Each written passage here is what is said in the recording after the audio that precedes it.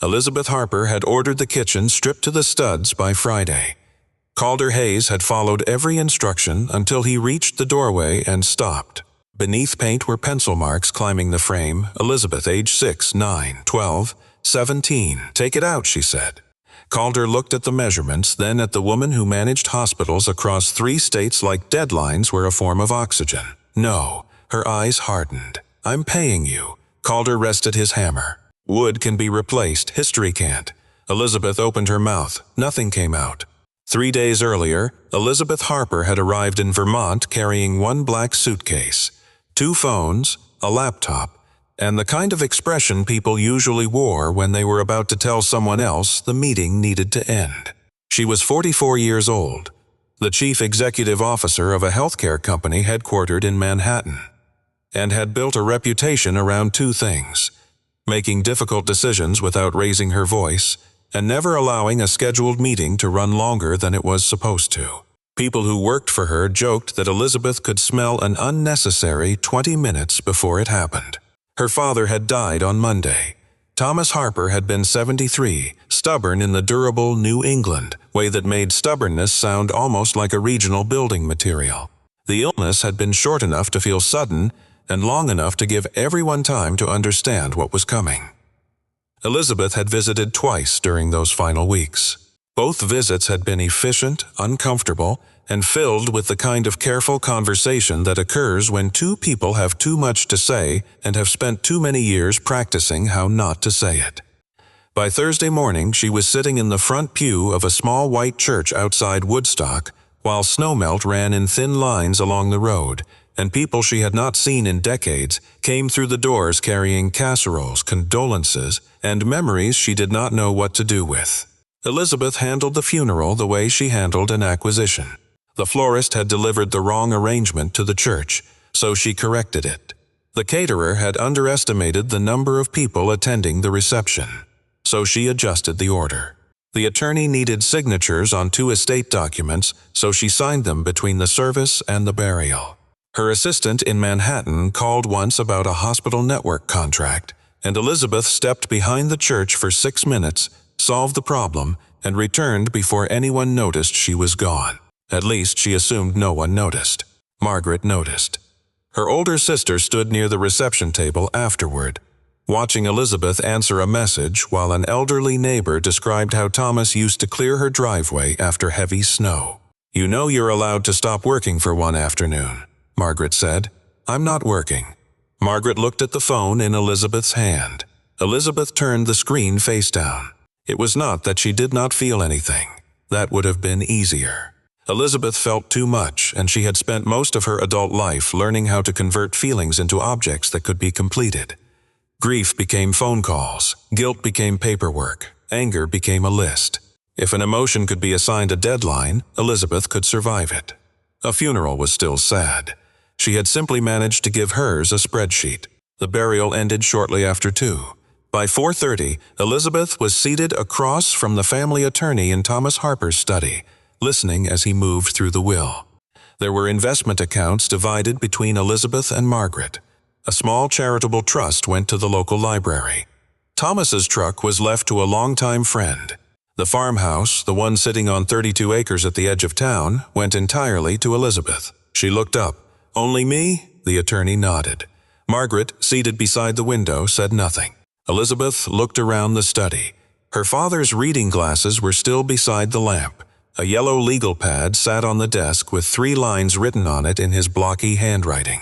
Outside, the late afternoon light had begun settling over the fields.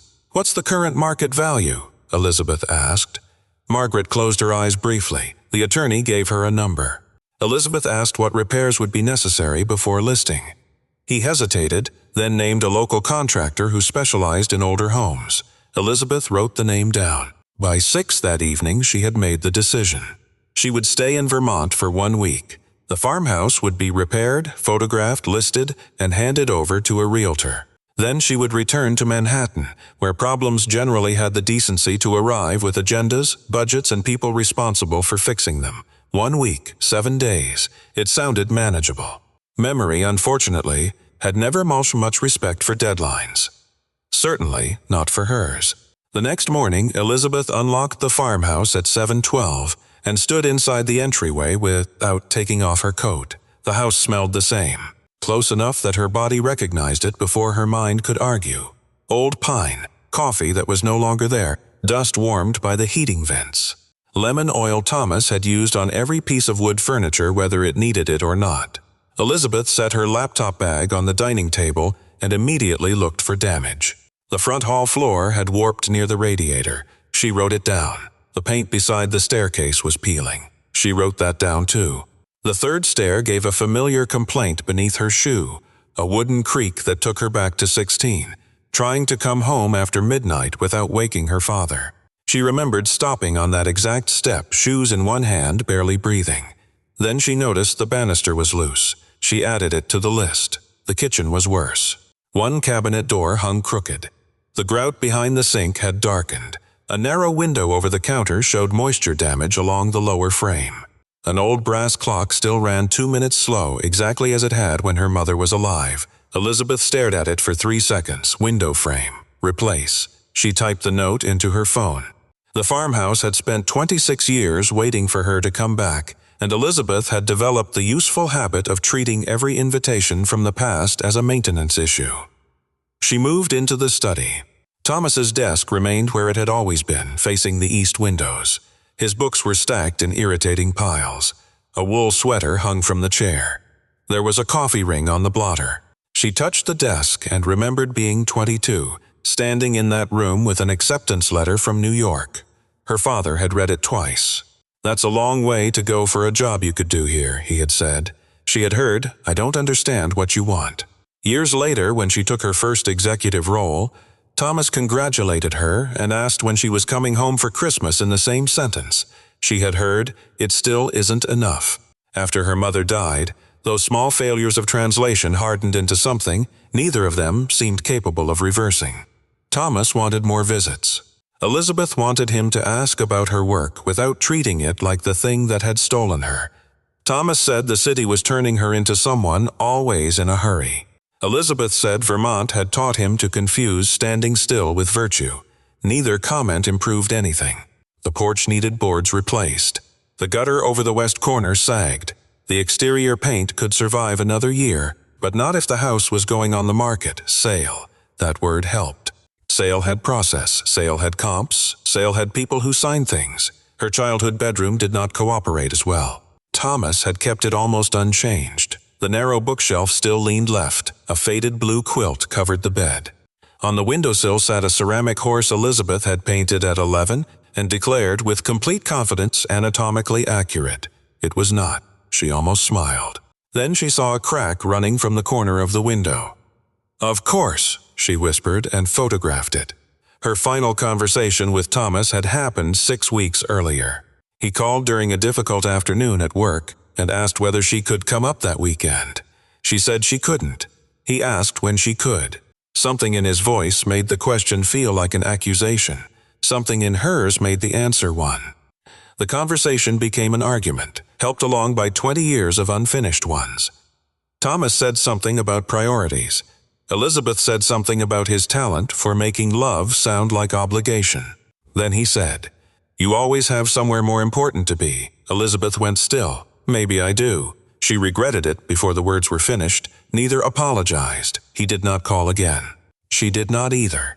Now she stood in the bedroom he had never changed, holding a phone full of repair photographs. A failing company, Elizabeth understood. Numbers could be reorganized. Leadership could be replaced. Costs could be cut. A room with your childhood still sitting inside it was less cooperative. By 8:30, she had compiled 27 repairs. By 8:40, she had called Calder Hayes. Calder Hayes arrived at 9:06 in a green pickup old enough to have opinions, but clean enough to suggest those opinions were organized. Elizabeth watched from the front window as he parked beside the barn, shut off the engine, and finished writing something on a clipboard before stepping out.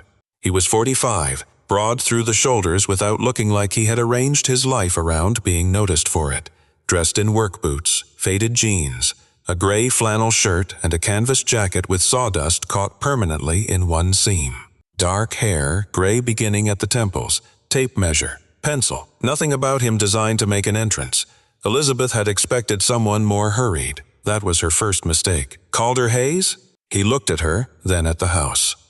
Elizabeth Harper? Yes, then we've both found the right place. His handshake was professional. Elizabeth handed him the list she had prepared. 27 items arranged by urgency, estimated difficulty, and the order in which she believed they should be completed. Calder read both pages. You made this morning? Yes. What time did you get up? That's relevant. Probably not. He tucked the list beneath his clipboard. Elizabeth was accustomed to estimates beginning with numbers. Calder began with silence. He walked through the entryway slowly, pressed one boot against the warped floor, crouched beneath the loose banister joint, opened and closed the front door twice, then stood still long enough to listen to something Elizabeth could not hear. She checked her watch. In the kitchen, he ran a finger along the lower window frame. Water's getting in here, I know. You know where? The frame. That's where you see it. He went outside, Elizabeth followed. Calder studied the roofline, climbed 3 steps of his ladder, inspected the flashing, came down and wrote one sentence. What? Bad flashing. Can you fix it? Yes. Today? No. She stared at him. Why not? Because I haven't finished looking. This was, Elizabeth thought, an unnecessarily Vermont answer. On the porch, he pushed a screwdriver into one board. The wood gave too easily. Rot underneath. I only need the visible boards replaced. That won't fix it.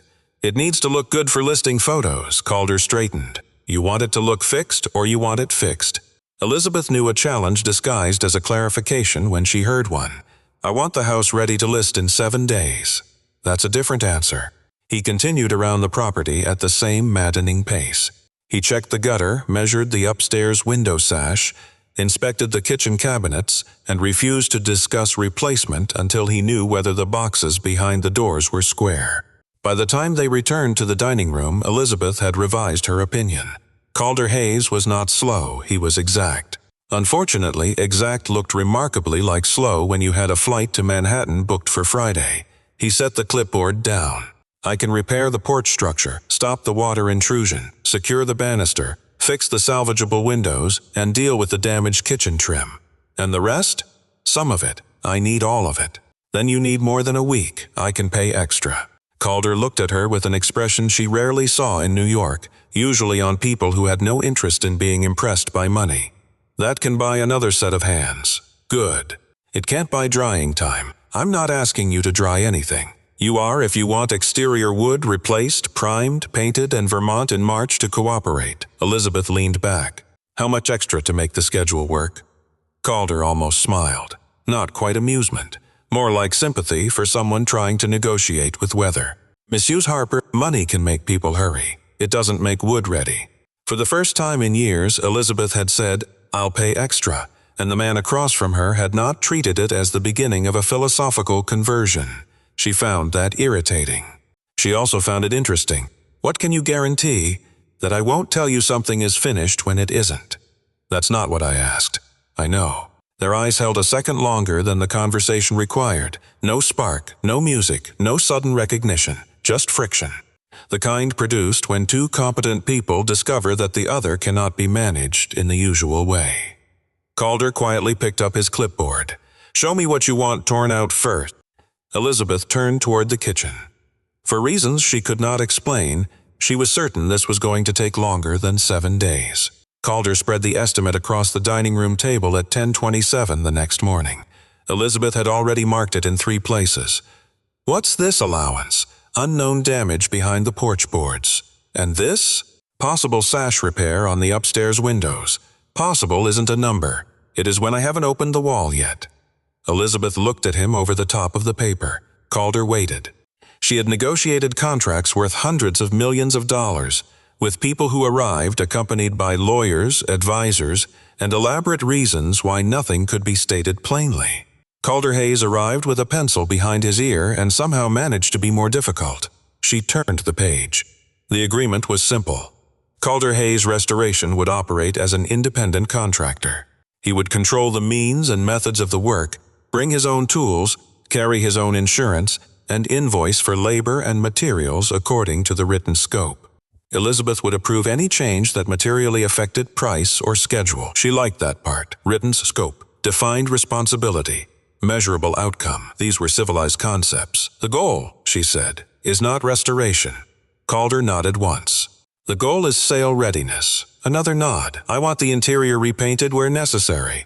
The porch repaired. The damaged kitchen cabinetry replaced. The old trim in the kitchen removed. The windows made presentable and functional. Functional first, presentable too, if possible. It needs to be possible. Calder glanced toward the west windows, where late winter light showed every imperfection in the old glass. You and the house may have different opinions. Elizabeth ignored that. She slid a second sheet toward him. It was her own priority list, revised since the previous morning. Each item had a target completion day beside it. Calder studied the page. Tuesday, porch structure. Yes. Wednesday, windows. Yes. Thursday, cabinetry and trim. Yes. Friday, paint and final walkthrough. Yes. He looked up. You scheduled drying. I scheduled completion. That isn't the same thing. We discussed this. We did. The weather didn't change its position. Elizabeth leaned back in the chair. I'm not trying to preserve a museum, Mr. Hayes. Calder is fine. Calder, I am trying to make the property safe, clean, and marketable. I do not want us losing time because something has emotional significance. His eyes moved briefly toward the staircase, the study door, then the kitchen beyond it. No sentimental detours, she said. Calder considered the house for a moment. Houses are usually full of those. That is exactly what I'm trying to avoid. I figured. There was no judgment in the answer, which irritated her more than judgment might have. She signed the agreement. Calder signed beneath her name and handed her a copy. For Elizabeth, contracts had always served a useful purpose. They took complicated human intentions and reduced them to things everyone could point at later. Who would do what? By when? For how much? What happened if someone failed? A well-written contract was in its way a promise that surprise could be contained. This particular farmhouse had apparently not received that memo. Before Calder left the table, Elizabeth pointed toward the kitchen. The brass pulls can go. He looked through the doorway. Why? They're old. They're solid brass. They look old. That's because they are. She gave him a look. He made a note. The upstairs window in the front bedroom sticks, she continued. Replace it if that's faster. Repair may be faster. Then repair it. The dining room floor? Only what buyers can see. Calder's pencil stopped. Elizabeth noticed. What? Nothing. That was clearly something. He looked down at the contract. Just making sure I understand the scope. She waited. Calder added one line to his notes. Safe, clean, Merkel, 7 days. Exactly. He closed the folder. By the end of the week, Elizabeth intended to have a finished house, a signed realtor agreement, and a Friday evening flight back to Manhattan. Everything had a place. Everything had a deadline, and as far as she was concerned, everything that mattered had just been put in writing. There was comfort in that certainty. Elizabeth had spent her career believing precise expectations gave disappointment fewer places to hide. Vermont, she would soon discover, had two other ideas entirely.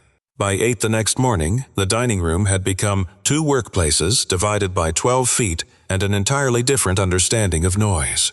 Elizabeth sat at the table with her laptop open, headset in one ear, coffee on the right, legal pad on the left. Calder worked through the kitchen with a pry bar, drill, and the steady rhythm of someone who did not appear to notice that half of Manhattan healthcare was occasionally speaking through the wall. No, move the call to 2, Elizabeth said. A drill started, not you. The drill stopped. Calder leaned through the doorway. You need quiet? For 30 seconds, he looked at the wall clock. Elizabeth stared at him. He waited. Exactly 30 seconds later, the saw began. She almost objected, then realized he had honored the limit more literally than most executives she knew. By 10, a small pile of brass hinges and cabinet pulls had appeared on a folded cloth. I thought those were being discarded. They were. Were? I changed my mind. You can do that? About brass? Usually. She stepped into the kitchen. Calder had arranged each piece by size with every screw beside the part it belonged to. They're scratched, Elizabeth said. They're dirty.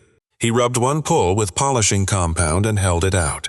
Warm brass appeared beneath the brown surface. You can restore all of them? Yes. How long? Less time than ordering replacements that are worse. They're 30 years old, closer to 70. That is not helping your argument. Calder glanced at her. Everything over 20 inefficient, frequently. He looked toward the dining room where her laptop displayed 6 board members.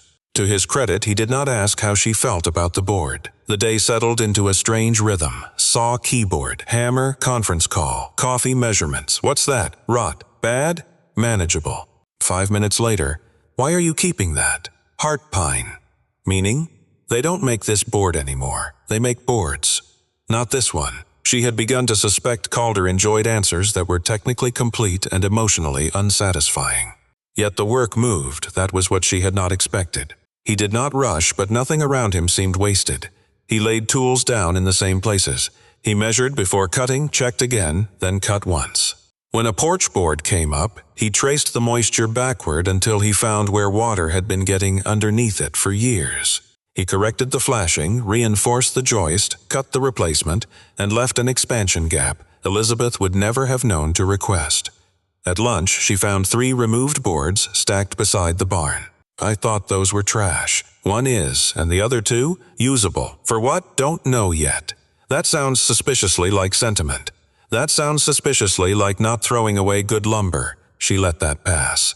By mid-afternoon, the loose banister no longer moved. The front window opened without sticking. 2 cabinet doors Elizabeth had marked for replacement hung square again. She tested one, Calder noticed. Surprised? I'm verifying. Of course. There was just enough amusement in his voice to annoy her. The more she watched, the clearer the distinction became.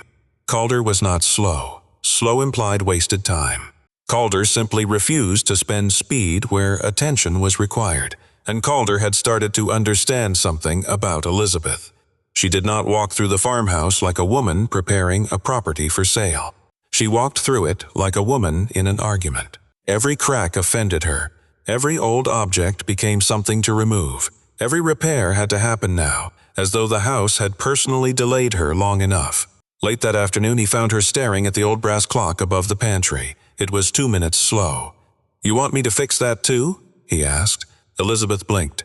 "No." Then, quietly, "My mother liked it that way." It was the first thing she had said about the house that did not sound like an instruction. Calder looked at the clock. "All right." He asked nothing else. For some reason, Elizabeth was grateful. At 5:30, she walked through the rooms. Drop cloths covered furniture. Tools sat in organized rows. Dust hovered in the kitchen light. The house looked more disturbed than improved.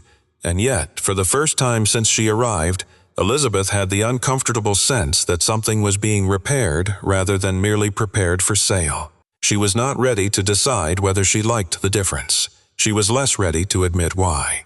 The pencil marks appeared on Thursday morning. Calder had removed the lower kitchen trim and was working toward the doorway when his pry bar stopped. Not because the wood resisted. Because something underneath it made him stop pulling. Along the inside edge of the frame, hidden beneath paint and newer molding, ran a series of pencil lines. Elizabeth 6, Elizabeth 8, Elizabeth 11, Elizabeth 14, Elizabeth 17. The first 3 were written in a looping hand. The last 2 were darker, pressed harder into the wood. Calder stood there for several seconds. Then Elizabeth entered carrying coffee and her phone. "You're behind." He looked at the clock. "By 6 minutes. That counts." She followed his eyes to the door frame. Her expression changed. Calder stepped aside. Elizabeth stared at the marks. The line beside age 6 sat barely above his waist. 11 had a tiny star beside it. She touched that one. Calder said nothing. Her hand moved upward. 14, 17. "My father wrote these. You want me to work around it?" he asked. Elizabeth pulled her hand away. "No," he waited. "Take it out." Calder did not move, the trim, the frame, all of it. "You sure?" "Yes, the frame is sound." "I don't care. That wasn't what I asked." Elizabeth's jaw tightened. "The realtor wants clean lines in the kitchen." Calder glanced at the pencil marks.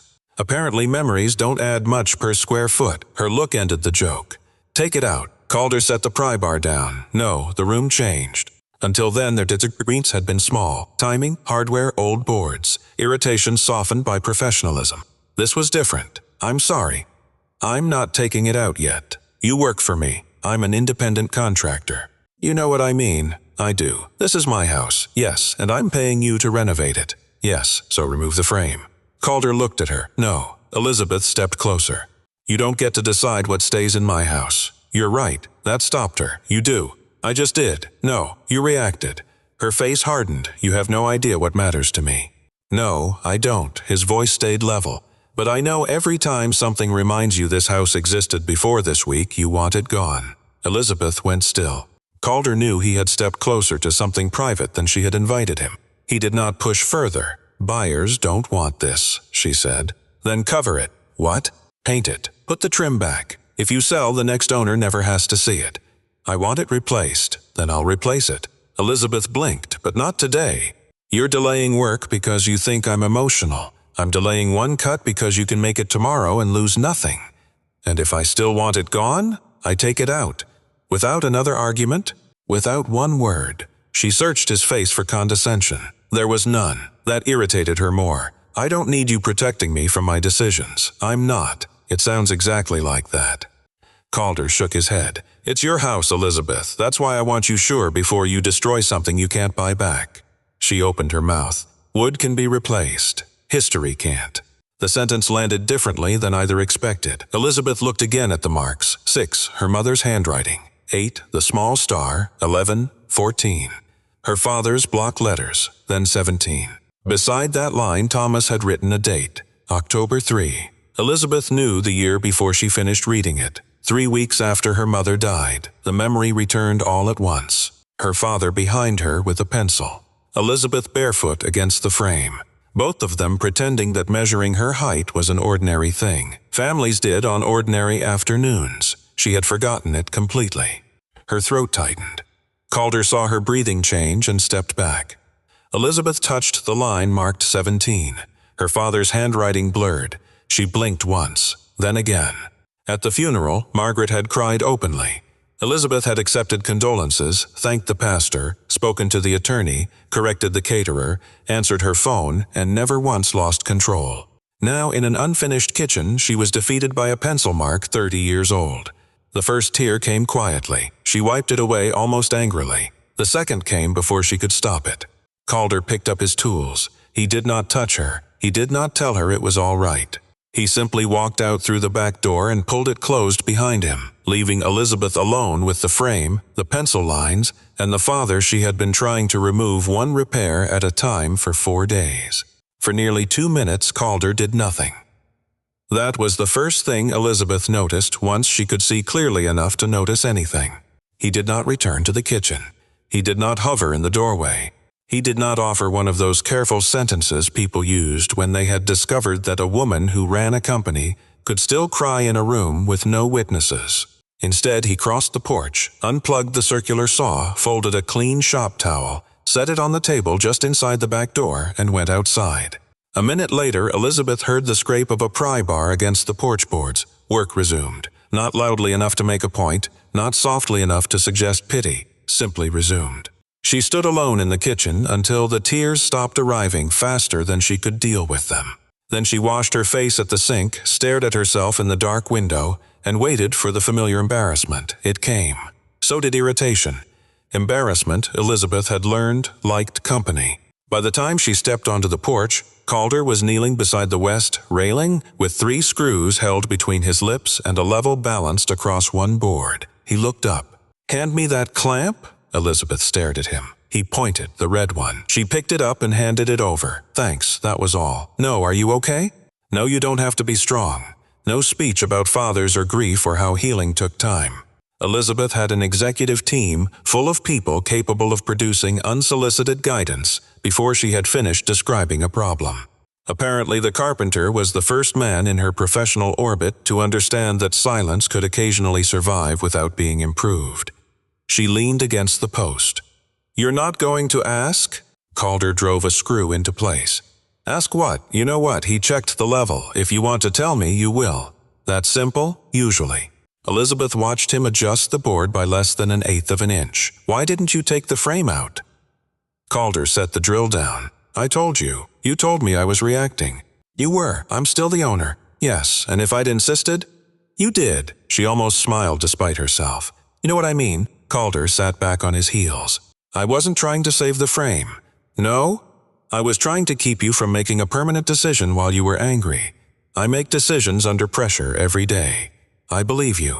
That sounded condescending. It wasn't. Then what was it? He looked at her for a moment. Pressure and anger aren't the same thing. Elizabeth had an answer ready, then discovered she did not particularly like it. Calder picked up the drill again. You can still have me remove it tomorrow. She looked through the open door toward the kitchen. The pencil marks were visible from where she stood. 6, 8, 11, 14, 17. No, Calder waited. Leave it. All right. That's it? That's what you asked, she exhaled. The odd thing was not that Calder had disagreed with her. Plenty of people disagreed with Elizabeth Harper. Usually they did it cautiously, strategically, after deciding whether the disagreement would cost them anything. Calder had simply refused to make a cut he believed she would regret, then stepped away before the moment became about him. There was something unexpectedly safe in that. Not gentle, exactly. Calder did not strike her as a man who organized himself around gentleness. It was steadiness, the absence of demand. He had seen her lose control and had not treated it as a crisis requiring management. Elizabeth looked at the half-repaired railing. What do you need me to do? Calder pointed toward the far end. Hold that board. She took her place. For the next 10 minutes they worked without speaking. The house remained unfinished. The contract remained unchanged. The deadline still existed. But inside the kitchen, one narrow piece of old wood had been given permission to stay. Elizabeth was beginning to suspect it would not be the last thing. For someone who had always believed control came from having the right answer quickly, the possibility felt unreasonable. Sometimes the safest person in a room was simply the one who did not demand an answer yet. By Friday afternoon, Elizabeth had missed lunch twice. The first time she blamed a call with legal.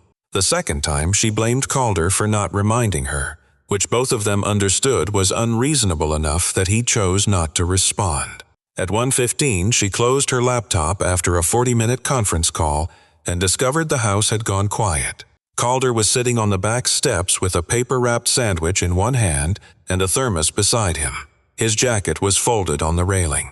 Sunlight had finally broken through the Vermont cloud cover, weak but determined. Elizabeth stepped outside. You stopped working. I'm eating. I can see that. Good. She looked toward the porch. How long? Lunch? Yes. Depends how complicated the sandwich gets. There was room beside him. She sat. Calder glanced over but did not comment. For several seconds they listened to meltwater dripping from the roof. What is that? Elizabeth asked. Turkey. I meant the thermos. Coffee. She held out a hand. Calder looked at it. You have coffee. Mine is cold. So is mine. She lowered her hand. Excellent hospitality. I'm a contractor, not an innkeeper. That time she smiled. It surprised both of them enough that neither mentioned it. Elizabeth looked across the field behind the farmhouse. The snow had pulled back from the stone wall in uneven patches. Beyond it stood the maple trees Thomas used to tap every March, though he had produced more enthusiasm than syrup. Dad used to drink coffee out here. Calder nodded. Black, too hot. Elizabeth turned. You knew that? He had strong opinions about coffee temperature. He had strong opinions about everything. Gutters especially. She laughed once. It escaped before she could stop it. Gutters? Your father believed civilization was one clogged downspout away from collapse. That sounds like him. Calder took another bite. He called me once at 6:15 in the morning because he heard rain. Was the gutter broken? No. What was wrong? He was worried it might become broken. Elizabeth looked down at her hands. The story should have irritated her. Thomas worrying about gutters while somehow failing to call his daughter was exactly the kind of detail she could have turned into evidence. Instead, it made him painfully specific. Alive in a way condolences never managed. How well did you know him? Calder folded the sandwich paper once. Well enough, that is not an answer. It's the one I have. Elizabeth studied him. He did not look away, but he did not offer more. She let it go, for once. How long have you been doing restoration work? On my own? About 12 years. Before that? General construction. Finish work. Some preservation jobs. You always wanted to be a carpenter? No. What did you want to be? 20. She looked at him. That is annoyingly evasive. It's also true. Calder took a drink from the thermos. Eventually, I figured out I liked fixing old places more than building new ones. Why? They argue back. Elizabeth raised an eyebrow. You enjoy that? Sometimes. That answer carried enough implication that she chose not to reward it. You said we yesterday, she said, when you mentioned the restoration project in Middlebury. Calder's thumb stopped against the thermos lid. My wife and I used to take custom jobs together. Elizabeth waited. She did interiors, drawings, color studies, historical research. She could look at a room for 10 minutes and tell me which mistake somebody made in 1948. There was warmth in his voice. Then it disappeared so quietly Elizabeth almost thought she had imagined it. "Does she still work with you?" Calder looked across the field. "No. One syllable, nothing more." Elizabeth understood silence well enough to recognize when it belonged to someone else. She did not ask. Calder finished his sandwich. Elizabeth sat beside him, hungry, holding no phone for almost 3 full minutes. It was, she realized, more peaceful than any executive retreat she had attended, including one in Arizona that had cost the company enough to purchase several Vermont houses and had featured a consultant explaining the strategic importance of breathing. Calder stood. "There's soup in the kitchen." She looked up. "You brought soup? Your neighbor dropped it off, said you forget to eat." Elizabeth frowned. "Which neighbor?" Calder headed inside. "The one who apparently knows you better than you think." For the first time since arriving in Vermont, Elizabeth followed him without checking the time. It was a small thing. It mattered. Calder left the Harper farmhouse just after 6. He stopped at the market on Route 4 for milk, eggs, coffee, and a box of screws he did not need but bought, because they were on sale and because some habits survived every version of a life. At home, he carried the groceries into a small cedar-sided house at the edge of town, set his keys in a wooden bowl by the door, and stood for a moment in the quiet. There was nothing unusual about the quiet. That was the problem. Calder had lived alone for 3 years. He was good at it now.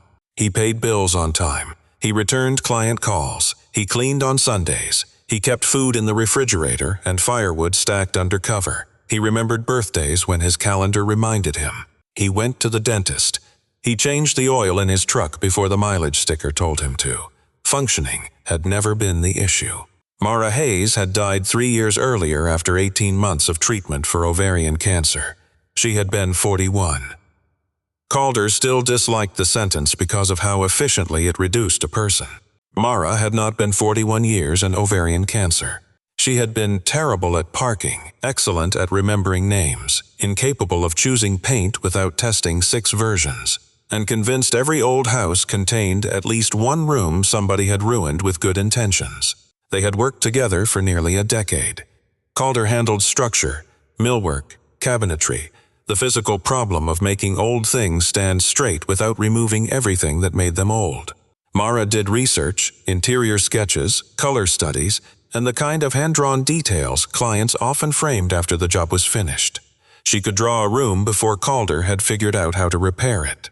After she died, he finished the 3 contracts they already had open.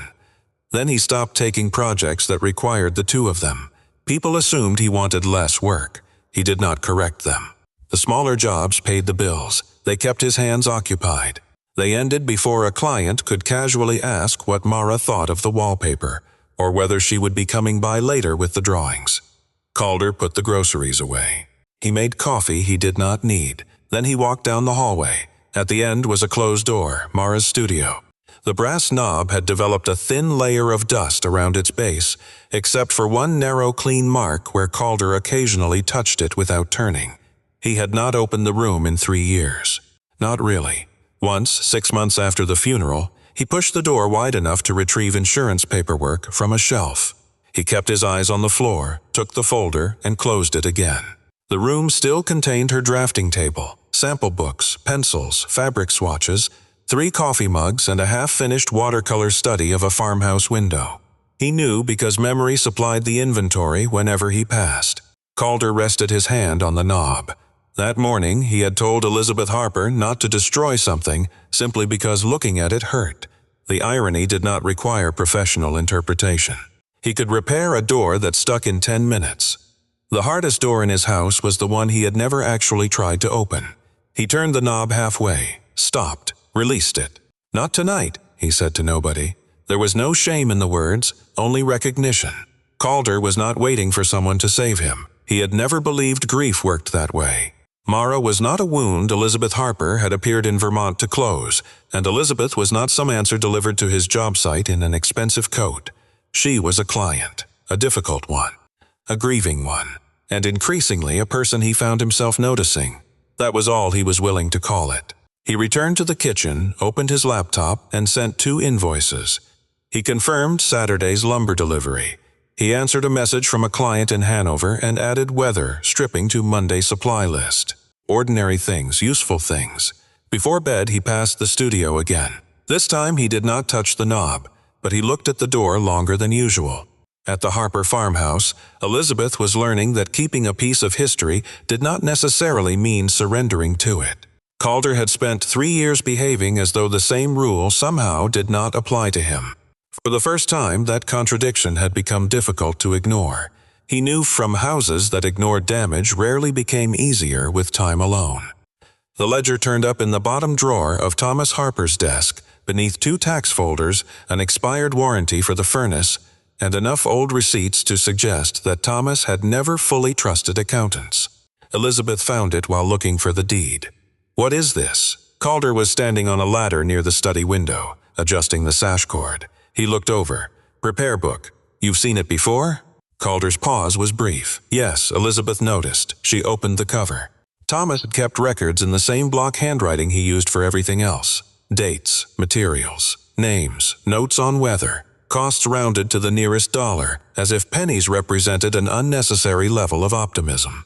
March 2016, replace east gutter. June 2017. November 2018. Flashing over kitchen window, May 2019.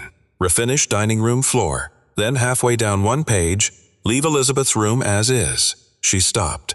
A year later, the same note appeared beside a window repair. Front bedroom sash sticking. Repair only. Leave Elizabeth's room as is. Then again. Paint upstairs hallway. Do not repaint Elizabeth's room. Elizabeth looked toward the ceiling as though the bedroom were directly above them. "I thought he stopped taking care of this place." Calder came down from the ladder. He didn't. He complained constantly about the cost. "That sounds like your father. He told me the house was becoming too much. It probably was. Then why keep doing all this?" Calder looked at the ledger but did not answer immediately. Elizabeth turned another page. There were contractor names she recognized from town, hardware stores, lumber yards, and Calder Hayes. His name appeared more than once. October 2021, West Sill Repair, Calder. April 2022, barn door track, Calder. September 2022, kitchen window flashing, Calder. Elizabeth looked up. "You worked here before?" "Yes, how many times?" "A few." "That's not what this says." No, she waited. Calder did not help. Elizabeth closed the book halfway. "You knew my father. I knew him." "How well?" "Enough to know he hated replacing anything that could still be repaired." "That isn't what I asked." "I know." She gave him the same look she used in meetings when someone was deciding whether withholding information was worth the consequences. It had frightened senior vice presidents. Calder appeared mostly concerned with whether the window was level. "He talked about me?" Calder looked at her then. "Sometimes. What did he say, that you worked too much?" Elizabeth gave a humorless laugh. "Of course, and that you were good at what you did." She went still. Calder turned back toward the window. "He was complicated, Elizabeth. I'm not going to make him simpler because he died." That mattered more than she expected. "He could have called." "Yes, I could have called too." Calder said nothing. The ledger remained open between them. Elizabeth had spent years believing the distance between her and Thomas existed because he refused to understand the life she had built. That was still partly true, but the pages suggested something more uncomfortable. He had preserved her room. She had preserved her anger. Neither had crossed the distance. The Harper family, Elizabeth thought, could apparently maintain a grudge longer than some companies maintained chief executives. She ran her thumb over the handwritten note. "Leave Elizabeth's room as is." "You know more than you're telling me." Calder picked up his screwdriver. "Yes." She looked at him sharply. "That's unusually honest. You asked a direct question, and you're not going to tell me. Not yet." "Why?" He glanced toward the ledger. "Because some things belong to the person who said them until there's a reason they don't." Elizabeth did not understand the answer, not fully. But for the first time she understood there was something left to discover. And Calder Hayes was standing much closer to that missing part of her father than she had realized. Over the next 2 days the work developed habits neither of them acknowledged creating. Elizabeth started making 2 coffees in the morning. The first time, she left Calder's on the kitchen counter without comment. He looked at it. Black? You complained yesterday that cream ruins it. I said cream hides bad coffee. This is Vermont. I assumed bad coffee was part of the heritage. Calder took a sip. It's acceptable. From him, this was apparently gratitude. Later that morning, Elizabeth dragged an old dining chair closer to the window so she could reach a stack of folders on the top shelf. Calder saw the chair wobble. He crossed the room, tightened one screw beneath the seat, and walked away without saying anything. Elizabeth stepped onto it. The chair held. She looked after him. You could have warned me. I fixed it. That's not the same thing. It worked. By afternoon, she was holding one end of a tape measure across the kitchen. 28 3/16, Calder said. Elizabeth looked at the marks. You're sure? He stared at her. She smiled faintly. All right, that one was deserved. They had become good at this. Not flirting. Not exactly. Something more cautious. Observation with consequences. Calder noticed that Elizabeth always removed her watch before difficult calls, then put it back on as soon as the problem was resolved. Elizabeth noticed he sharpened his pencil with a utility knife instead of using the sharpener sitting 6 feet away. He noticed she reread certain emails 3 times before answering. She noticed he checked every window latch before leaving for the night, even ones he had not worked on. Neither asked why. On Friday morning, Calder was sanding the repaired cabinet doors when Elizabeth took a call in the dining room. Her voice changed. Not softer. More focused. No, don't send the termination notice yet. Calder kept working. A pause. I understand the numbers. Another pause. No, I'm not ignoring the margin. He could hear only her side. That was enough. If we close the rural clinic, those patients don't move neatly into another facility. The nearest alternative is 48 miles away. She stood and walked toward the window. I want the transportation analysis before anyone uses the phrase operational efficiency again. A longer silence. Yes, I know what it costs. She rubbed the bridge of her nose. I'm asking what it costs them. Calder stopped sanding. Elizabeth did not notice. Give me until Monday, then we decide. She ended the call and stood there for a moment before returning to her laptop. Calder started sanding again. What? She asked. You stopped. I was listening. That's reassuring. You sounded different. Elizabeth looked up. Different from what? The person who tried to schedule drying time. She gave him a look.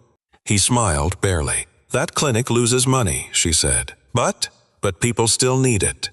Calder nodded. You thought I only cared about the spreadsheet. I didn't know what you cared about. That's diplomatic. I'm learning, so am I. The sentence stayed between them longer than either intended. That afternoon, they sat on the porch, reviewing the remaining work. There was plenty of space. For some reason, they chose the same section of railing. Not touching. Not close enough to make the choice obvious. Just close enough that both noticed. Elizabeth shifted half an inch away. Calder looked toward the yard. 2 adults capable of managing death, corporate acquisitions, structural rot, and power tools had somehow turned 6 inches of porch into a strategic question. Calder ended it first. He stood and picked up the folder. I'll finish the upstairs window before dark. Elizabeth nodded. Calder, thank you for the coffee. You made the coffee. I meant all of this.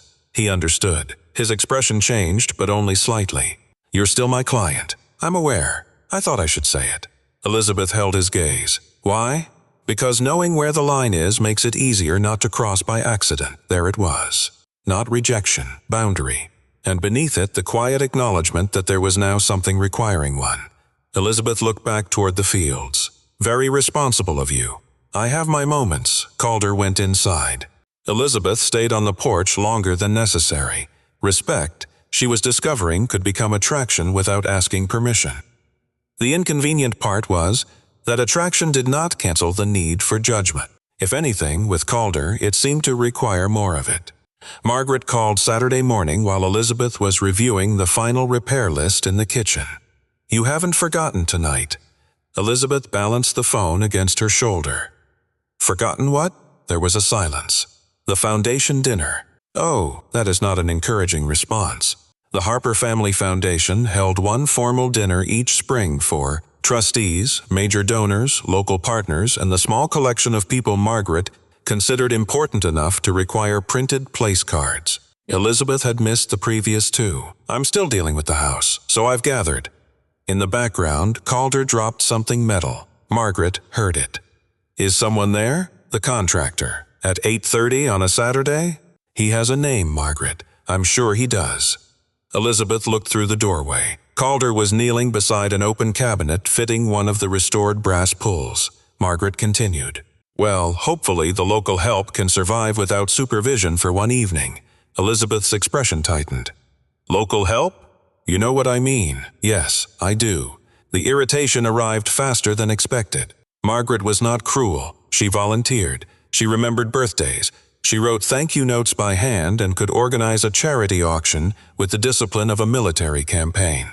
She also possessed a kind of politeness that worked best after someone's tax bracket had been confirmed.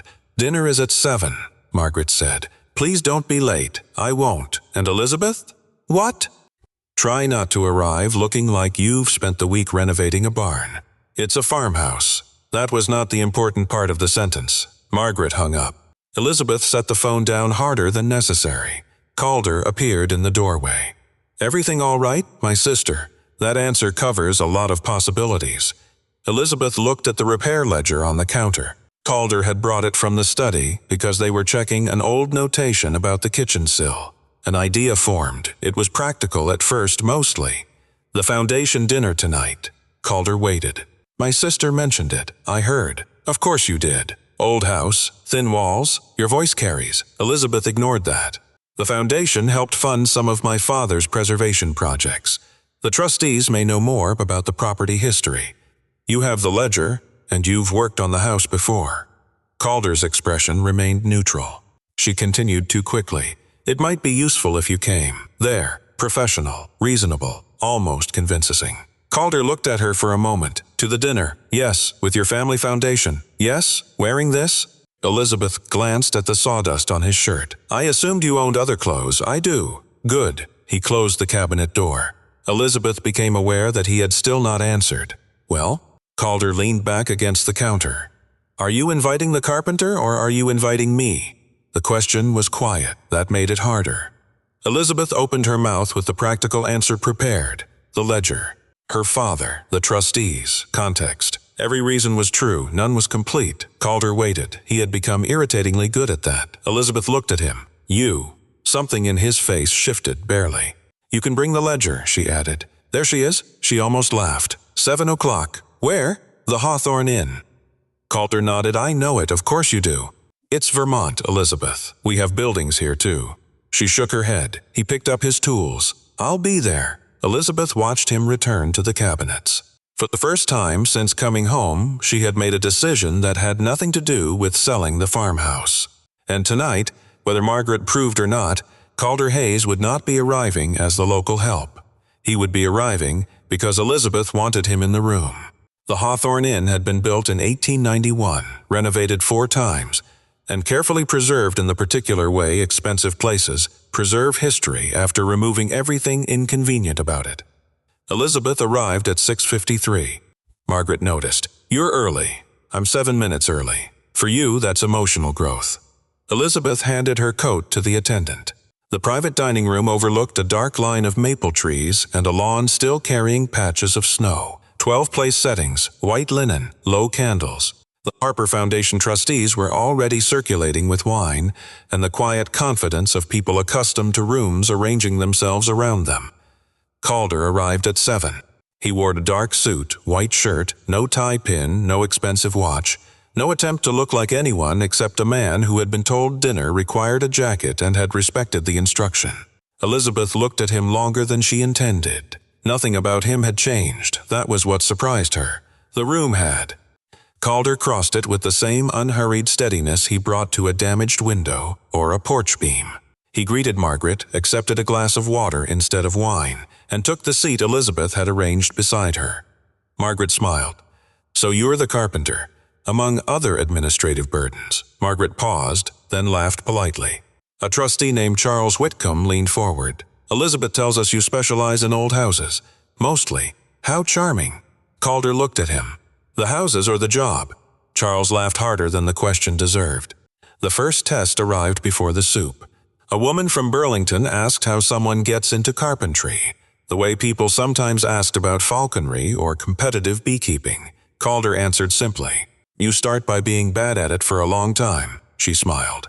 No, I mean professionally. So did I. Elizabeth looked down at her glass to hide the beginning of a smile. The second test came with the main course. One of the trustees, an architect by education and commercial developer by occupation, had been describing a preservation project when he waved a hand toward Calder. Restoration is mostly aesthetic at the residential level, isn't it? Keeping the old look while updating what matters. Calder set down his fork. Sometimes. The man waited. Calder continued. Sometimes the thing that looks cosmetic is carrying load. Sometimes the decorative trim is hiding water damage. Sometimes the new material fails first because somebody assumed newer meant better. The developer nodded slowly. So experience matters. It helps. What matters more? Knowing when you're wrong. That produced a quieter table. Elizabeth watched him.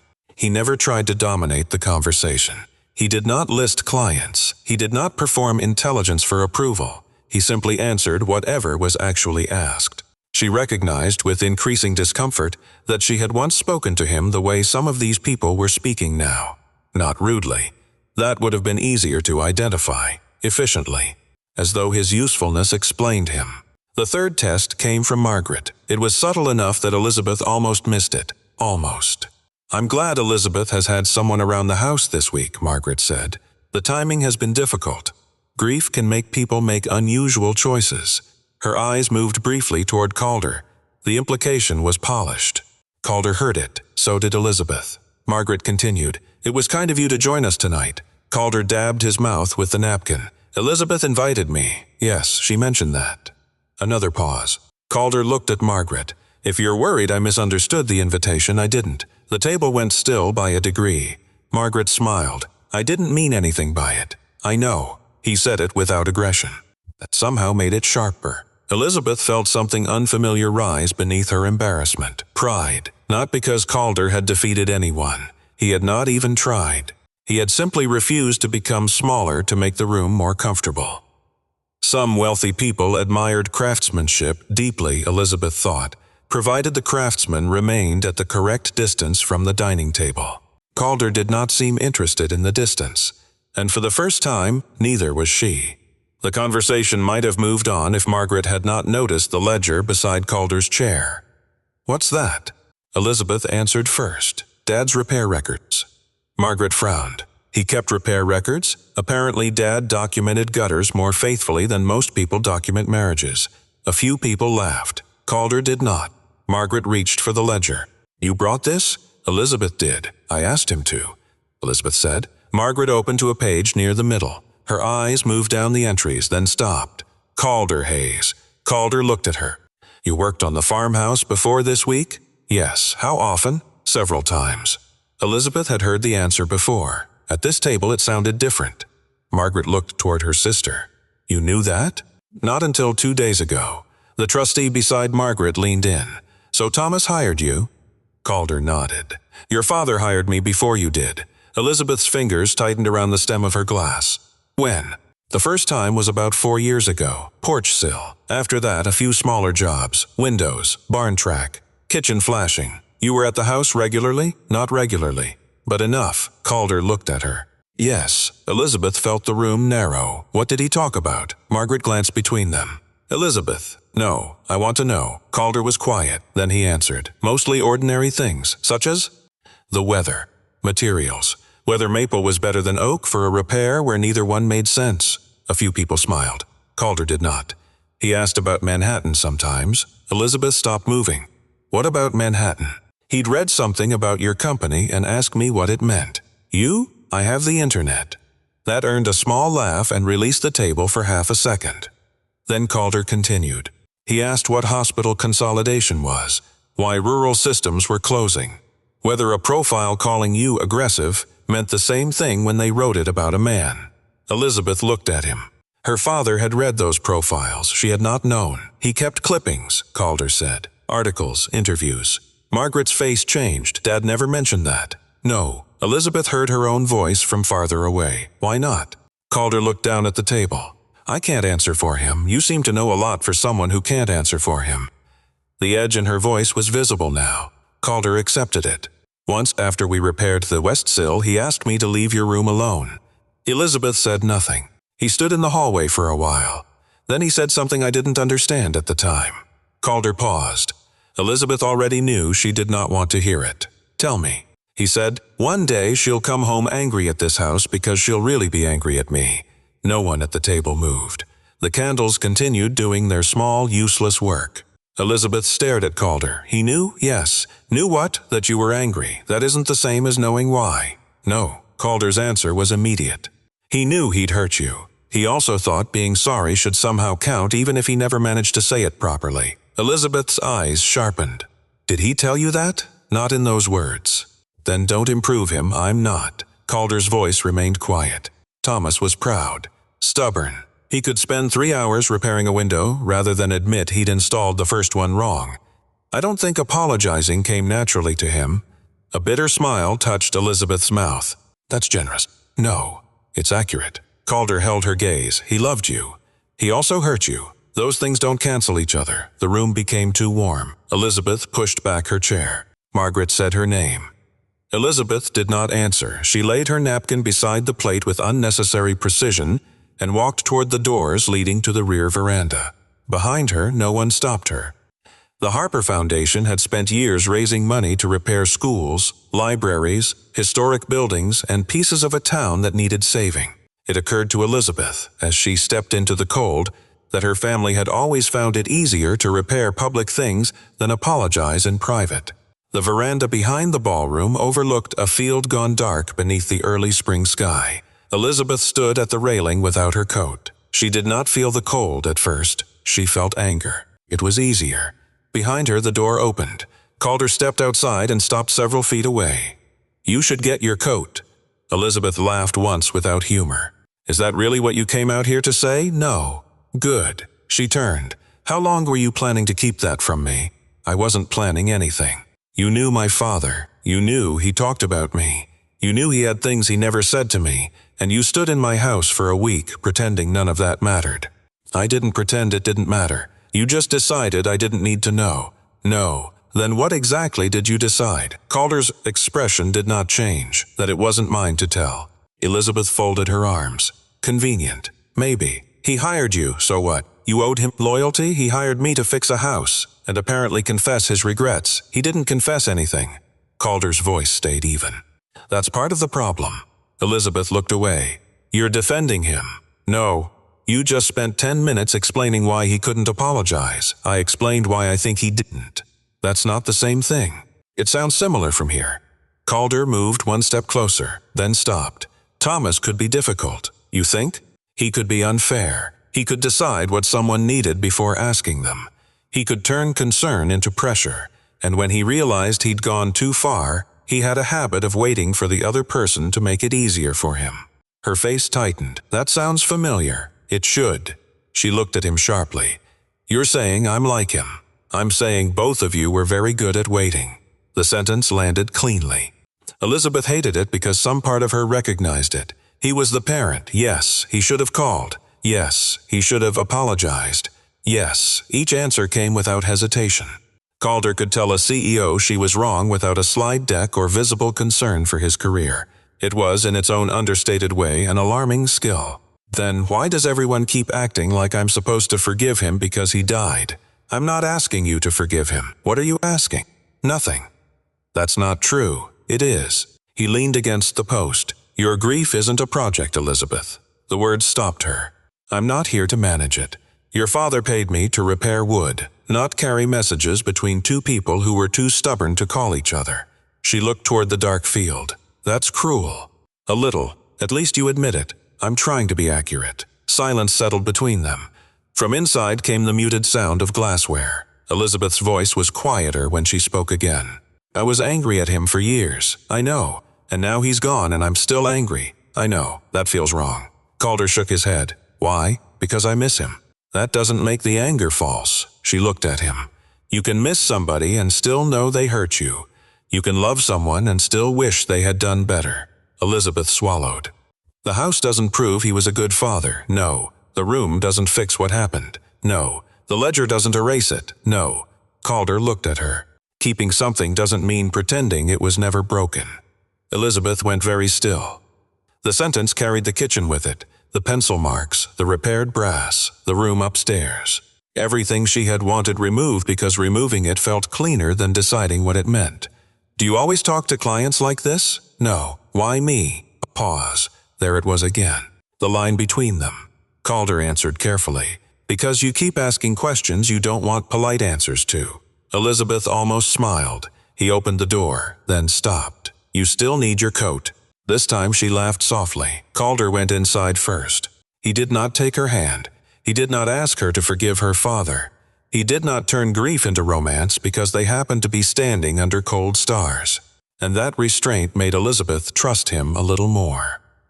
For the first time, she understood that healing might not begin with deciding who had been right. It might begin with allowing two truths to remain true at the same time. They returned to the farmhouse after 10.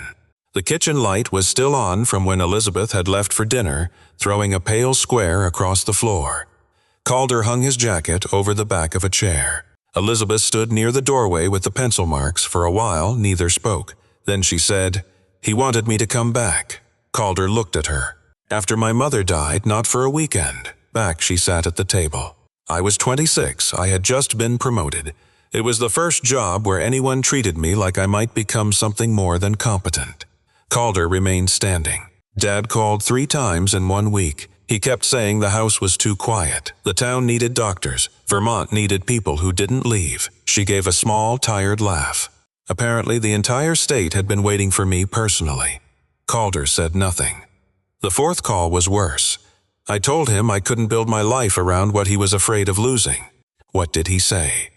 Elizabeth looked toward the dark window. He said, "A life built around leaving isn't much of a life." The words were old. Their effect was not. I heard one thing in that sentence, that everything I had worked for was selfish, that Manhattan was vanity, that the company, the years, the promotions, all of it was just evidence that I had chosen ambition over family. Calder pulled out the chair across from her but did not sit until she did. Did he mean that? I don't know. Her voice tightened. That's the problem. I never knew. She looked at him. I wanted him to say he was proud of me without adding a question about when I was coming home. Just once. I wanted one conversation where my life wasn't treated like a detour from the correct one. Calder lowered his eyes. He might have been proud. Elizabeth's face hardened. Don't. I wasn't going to finish the sentence for him. Good. He might have been proud, Calder said again, and still said something cruel. She looked at him. Those things can exist together. Elizabeth leaned back. People keep doing this after someone dies. They edit. Suddenly every bad decision was complicated. Every hurtful thing came from love. Every silence was secretly meaningful. Calder nodded. Death makes terrible public relations. She laughed despite herself. My father was stubborn. Yes, he could be controlling. Yes, he knew exactly how to make concern sound like judgment. Yes, you're not helping his case. I'm not trying to. That was why she kept talking. Calder did not ask her to forgive Thomas. He did not convert him into a misunderstood saint because funerals made people nervous around flaws. Elizabeth looked toward the kitchen frame. I'm keeping it. The frame? Yes. Calder nodded. But I still don't know about the house. You don't have to. The realtor expects an answer. The realtor will survive. You have remarkable confidence in other people's resilience. I work in construction. Silence returned. Elizabeth traced the edge of the table with one finger. The worst part is, I think we were waiting for the same thing. Calder said nothing. For the other person to go first. There it was. Some families passed down silver. The Harpers had apparently chosen the ability to wait for an apology with generational discipline. Elizabeth looked at him. I don't know if that makes me angry at him or angry at myself. Probably both. That seems inefficient. Grief usually is. She almost smiled. Then the expression faded. I can keep the frame without pretending he never hurt me. Yes, and I can miss him without deciding I was wrong to leave. Yes, and I can still sell the house. Calder met her eyes. Yes, that answer mattered. He was not asking Vermont to win. He was not asking Manhattan to lose. He was not asking her to prove she had healed by choosing the version of life someone else preferred. Elizabeth looked once more at the marks in the doorway. For the first time, the house did not feel like evidence against her. It felt like evidence of something more difficult. Love had been there. So had damage. Neither erased the other. The drawings appeared the next morning. Calder had left a leather portfolio on the dining room chair. Elizabeth noticed it only because one corner had slipped open and a sheet of heavy paper was beginning to bend. She picked it up to protect the page, then stopped. The drawing was of a farmhouse kitchen, not hers. The lines were hand-rendered in ink and watercolor. Notes ran along the margins in a handwriting Elizabeth did not recognize. Preserve original casing. Warm white, not gray. At the bottom was a small signature. Mara Hayes. Calder came in carrying a box of hardware and saw the portfolio in Elizabeth's hands. She closed it immediately. I wasn't going through it. I know. One page was falling out. I believe you. She handed it to him. Your wife drew these? Calder looked at the cover. Yes, they're beautiful. She was good. The answer was simple, but the room changed around it. Calder set the box down. We used to do the larger restoration jobs together. I handled the structure. Mara handled everything that made people notice the structure after I was done. That sounds unfair to you. It was accurate. A faint smile appeared. She could make a client excited about a door hinge. I've met people like that. No, you've met marketing people. Mara actually meant it. Elizabeth smiled. Then Calder looked back at the portfolio. She kept a studio at home. Kept? He nodded. Her room is still there. Elizabeth understood. You haven't changed it. No, how long? 3 years. The answer sat between them. Calder rubbed his thumb along the leather case. I tell myself I use it for storage. Do you? No. Elizabeth raised an eyebrow. The man who finds structural rot behind walls for a living has been calling a locked room storage. That does appear to be the situation. Professionally concerning. Deeply. The humor passed. Calder looked toward the kitchen doorway. I told you not to tear out that frame because being angry at something doesn't mean you should destroy it. Yes, I've spent 3 years doing the opposite version.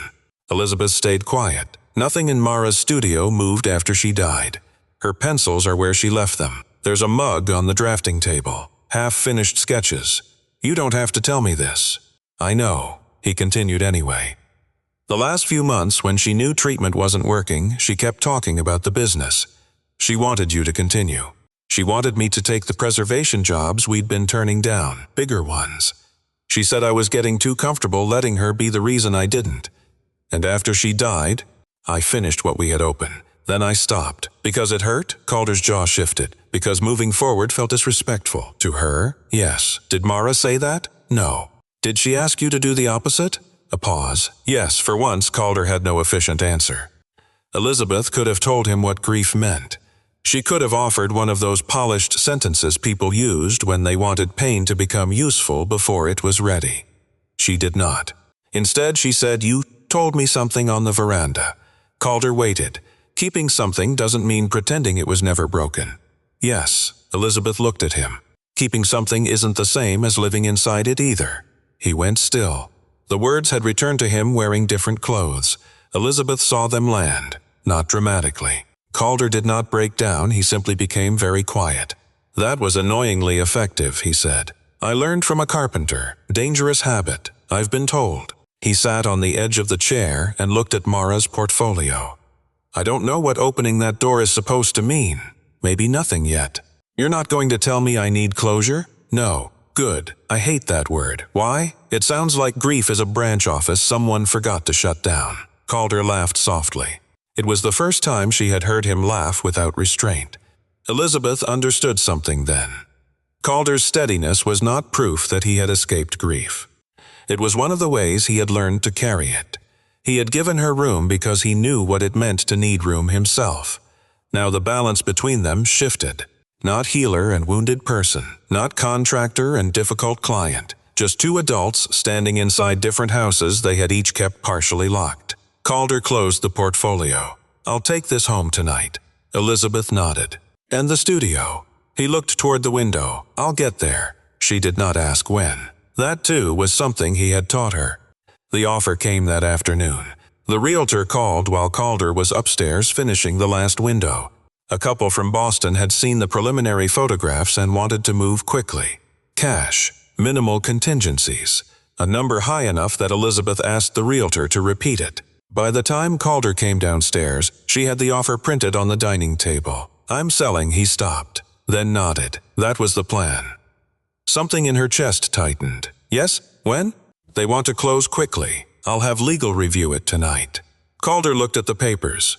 Good offer. Very. Then congratulations. The word should have pleased her. Instead, it irritated her. Manhattan needs me back.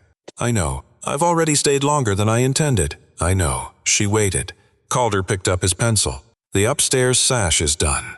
I'll finish the porch trim tomorrow and paint the repaired section if the temperature holds. That was it. No argument. No speech about the house. No suggestion that she reconsider. No indication that the previous week had altered anything important. Elizabeth looked at him. You don't have an opinion? About your property? Yes, it's your decision. That has never stopped you before. His eyes met hers. For 1 second, something less professional appeared. Then it was gone. You hired me to repair the house. The boundary returned so cleanly that Elizabeth almost respected it. Almost. Right. Calder went back to work. The next hour was filled with the ordinary sounds of completion. Sandpaper, a hammer, the click of a window latch. Elizabeth opened her laptop. She answered 23 emails. Approved a revised budget. Scheduled a Monday call with her executive team. Moved her return flight to Sunday morning. Control returned quickly once she gave it useful things to do. What she did not do was ask herself why she had wanted Calder to object. She told herself she wanted professional advice. That explanation lasted roughly 11 minutes. The truth was less convenient. Some part of her had wanted him to give her a reason to stay. Not forever. Not even for him, she told herself. Just long enough to prove that what had grown between them had not existed only because grief, old wood, and 7 unusual days had placed them in the same rooms, which was unfair because she had not given him permission to ask.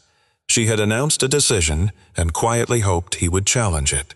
It was, she recognized, exactly the sort of emotional arrangement her father would have appreciated. Adults were very good at recognizing patterns, especially in the few minutes before repeating them. That evening, Calder drove home, heated leftover stew, washed the bowl, and answered 2 client messages. Routine accepted him without questions. He reviewed next week's jobs. A staircase in Hanover.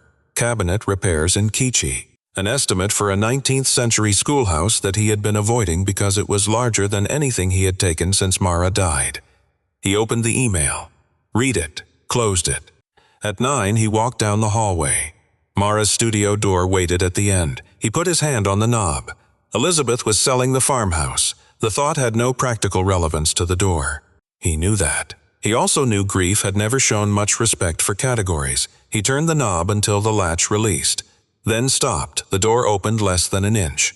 A line of darkness appeared between the frame and the door. Calder stood there for a long time. Finally, he pushed it closed again. Not tonight. At the farmhouse, Elizabeth packed 1 suitcase. She folded clothes precisely, charged both phones, printed the offer summary and placed it beside her laptop. Then she walked through the kitchen. The pencil marks remained. For the first time, she did not touch them. She simply looked. In 2 different houses, 2 people had moved close enough to an open door to become frightened by what might happen if they walked through it. So they did what capable people often did when feelings became difficult. Elizabeth worked, Calder went quiet, and both called it practical. Elizabeth found the letter because she was looking for a property tax statement. It was tucked inside the back cover of Thomas's repair ledger, folded twice, addressed in his handwriting, and never mailed. Elizabeth. Nothing more. She sat at the study desk before opening it. The first lines were practical.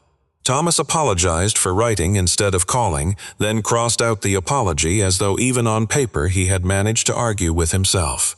The next paragraph was different. I kept telling myself I wanted you home because family mattered. That was true, but it wasn't all of it. After your mother died, the house got too quiet, and I made my loneliness sound like your responsibility. Elizabeth stopped reading. Outside, Calder's truck was not in the drive. He had gone to pick up trim. For once, there was no one nearby to witness what the words did, she continued. I was proud of you. I don't know why I always said it badly. Every time I tried, I added something about visiting or slowing down or coming back. And I suppose after a while it stopped sounding like pride and started sounding like a condition. Elizabeth pressed one hand over her mouth. The letter did not ask her to move home. It did not say Thomas had been right. It did not make the years between them disappear. It simply admitted that some of those years had been built out of mistakes he recognized too late. Near the bottom, one sentence had been rewritten 3 times. You did not leave me by building a life, Elizabeth cried. Not like she had in the kitchen. This was quieter, less surprised. She cried because the words were what she had wanted, and because wanting them did not mean they repaired everything that had come before. Thomas was still dead. He had still waited too long. So had she. That truth remained stubbornly plural. 20 minutes later, Elizabeth called the realtor. I'm not accepting the offer. There was a pause. Is there a problem with the price? No. The buyers can improve it. That isn't the issue. What is? Elizabeth looked at the letter. I'm making a permanent decision during the worst week I've had in years. The realtor was silent. Elizabeth almost smiled. I know. Very inefficient. She withdrew the listing timeline and decided she would keep the farmhouse for at least a year before choosing what came next. Not because of Calder. That distinction mattered. For once, she was refusing to turn confusion into speed. Across town, Calder stood in front of Mara's studio with his hand on the knob. Then he opened the door. Dust moved in the afternoon light. The room smelled faintly of paper, cedar pencils, and something that memory insisted was still Mara's hand cream. Calder stepped inside. He did not collapse. He opened a window. That was first. Cold Vermont air moved through a room that had been closed for 3 years. Then he began choosing. The watercolor of the farmhouse window stayed. So did Mara's drafting tools, her favorite mug, and the battered stool she had refused to replace. Expired paint samples went into the trash. Old vendor catalogs went into recycling. Fabric books she had once planned to donate were boxed for the design program at a local college. He found one folder labeled Calder. Stop being stubborn. He laughed before he cried. Inside were sketches for the larger preservation projects she had wanted them to pursue. He sat on the floor for a long time. Then he closed the folder and placed it in the keep pile. Healing, Calder discovered, was less dramatic than people advertised. It looked surprisingly like sorting. Keep, donate, discard. Not because one category meant love and another meant forgetting, but because memory did not require every object to remain exactly where grief had left it. By evening, the room was still Mara's. It was simply a room again, too. At the farmhouse, Elizabeth folded Thomas's letter and returned it to the ledger. She did not frame it. She did not forgive everything. She did not need to. After 7 days of worshipping deadlines, Elizabeth had finally found one worth missing. The deadline to be fine. Calder finished the farmhouse on Sunday morning. Not finished in the way real estate brochures used the word. The dining table still carried a small burn mark near one corner. The old brass hardware remained on the cabinets, polished but unmistakably old. The porch boards were repaired rather than replaced wholesale. The kitchen doorway still held the pencil marks. Elizabeth stood in front of them during the final walkthrough. 6, 8, 11, 14, 17, Calder said. I can count. Just checking. She looked at him. You've become difficult. I was difficult when you hired me. That is true. They moved through the house with his final checklist. Windows opened. Banister secure. Water intrusion corrected. Damaged cabinetry repaired. Paint touched up where needed. Porch structure sound. Nothing dramatic. Everything done correctly. In the dining room, Calder placed the final invoice on the table. Elizabeth picked it up. He watched her read it in less than 30 seconds. That fast? I read 80-page acquisition agreements for a living. You argued about a $70 hardware charge for 2 days. Different risk profile. He almost smiled. She set the invoice down. I'm keeping the house. Calder's expression changed, but only slightly. For now, at least a year. He nodded. I'm going back to Manhattan tomorrow, I assumed. I'm still running the company. I also assumed that. I'm not moving to Vermont, buying chickens, and discovering that email was the source of all human suffering. Good. Chickens are judgmental. Elizabeth laughed. I'll come up when I can. Work remotely sometimes. Deal with the house when I'm not trying to bury a funeral under a renovation schedule. That sounds reasonable. I dislike how often you say that when I finally agree with you. It saves time. There it was again. The rhythm they had built without planning it. Elizabeth looked toward the study. What about you, me, the studio? Calder was quiet for a moment. I opened it. She did not move. All the way, and I kept some things, boxed others. Threw out paint samples from 2017. That sounds reckless. Very. He looked toward the window. I'm considering the schoolhouse job in Hanover. The large one? You remembered. Yes. I haven't said yes yet, but you might. I might, Elizabeth nodded. She did not tell him Mara would be proud. It was not hers to say. That was another thing she had learned. Calder slid a pen across the table. Final approval. Elizabeth signed the completion form. Then she opened her banking app and paid the invoice. The notification appeared on Calder's phone a few seconds later. He checked it, paid in full, of course. He gathered the contract, estimate, and final checklist into one folder. The gesture was ordinary. Its meaning was not. For 7 days, every conversation between them had existed inside a defined relationship. Property owner and independent contractor. Client and carpenter. One person paying. One person delivering work. Now the work was done. No outstanding balance. No unfinished scope. No professional reason for Calder Hayes to return tomorrow. Elizabeth understood that immediately. She had spent her career reading contracts quickly. There were apparently some numbers people delayed looking at, not because they were difficult, but because they were final. Calder closed his toolbox. "I'll leave the spare key on the counter." "All right." He walked toward the kitchen. Elizabeth followed more slowly. At the doorway, Calder ran one finger near the pencil marks without touching them. Good call. On keeping them, on waiting. Elizabeth looked at him. "I'm getting better at that. Dangerous. For you, perhaps." Their eyes held. This time neither looked away immediately. Nothing had happened yet. That mattered. Elizabeth had not abandoned her life for him. Calder had not become someone else for her. The house had been repaired. The contract had ended. And for the first time since they met, whatever came next would have to be chosen without an invoice attached to it. Calder placed the spare key on the kitchen counter beside the final invoice. For a second, neither of them moved. It was an ordinary brass key on an ordinary metal ring. Elizabeth had watched him use it for 7 days without thinking much about it. Now that he was giving it back, it seemed to carry more weight than anything that Small had a right to. "That's everything," Calder said. Elizabeth looked toward the open front door.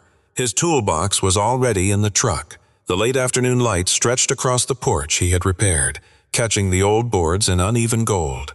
"So that's it." Calder looked at her. "That's the job." Elizabeth held his eyes. "I'm not asking about the job. Silence, not awkward silence, the other kind.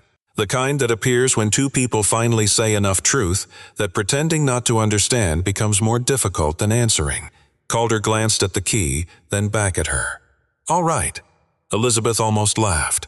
"That's your response? I'm adjusting. You adjust slowly. I've been told." She folded her arms, though there was no argument left to defend. "I'm going back to Manhattan tomorrow." "I know. I'll still be running the company. I would be concerned if you weren't.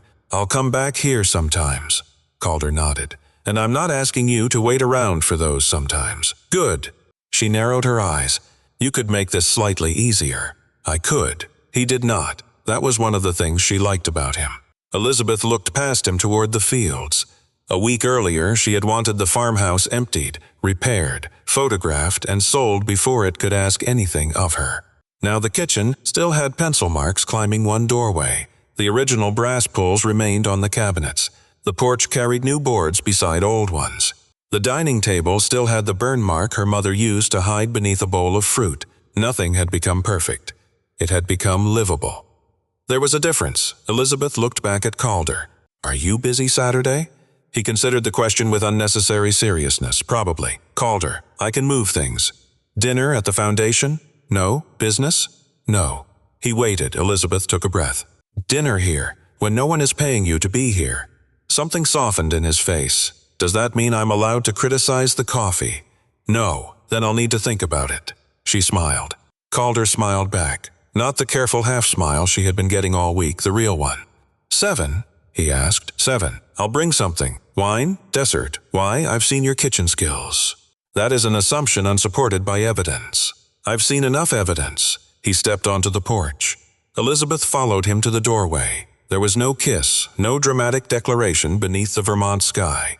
Calder simply turned at the bottom step. "Saturday." Elizabeth nodded. "Saturday." Then he walked to his truck. Calder Hayes had not repaired Elizabeth Harper. People were not houses, no matter how convenient the metaphor became. Elizabeth had not rescued Calder from grief either. Mara still mattered. Thomas still mattered. The years that hurt still existed exactly where they had happened. What changed was quieter. Calder repaired a porch, some windows, damaged cabinets, and a kitchen frame he ultimately never had to replace. Elizabeth learned that keeping something did not mean surrendering to it. Calder learned that letting something change did not mean betraying what came before. And somewhere between invoices, sawdust, cold coffee, old anger, and a line of pencil marks on a piece of Vermont wood, two people who had become very good at living around emptied spaces finally made room for something new. Not a replacement, not a rescue, a beginning. A week earlier, Elizabeth had believed everything important needed a deadline, a measurable outcome, and preferably a signature at the bottom. The hardest question she asked all week contained only a few words. None of them had appeared in the contract. Maybe that was the point. Some things need repairing. Some things need preserving. Some things need to be let go. And sometimes healing begins when we stop demanding that the past become beautiful before we allow the future to enter the room. If there is someone in your life you have been waiting to call, forgive, understand, or simply sit beside without fixing them, maybe you do not need the perfect words. Sometimes an open door is enough.